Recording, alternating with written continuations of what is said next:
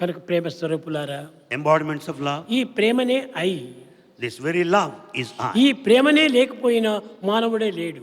Without this love, man cannot ప్రతి మానవుని exist. ఎందుకును ప్రేమ అనేటువంటిది ప్రకాశిస్తూనే ఉంటున్నది. Love shines in every human being.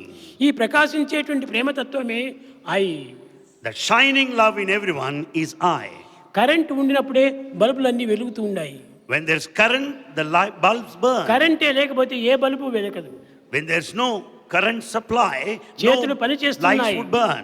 కన్నులు చూస్తున్నాయి, చెవులు వింటున్నాయి, నాలుక మాట్లాడుతున్నది. The eye watches, the ear listens, and the tongue speaks.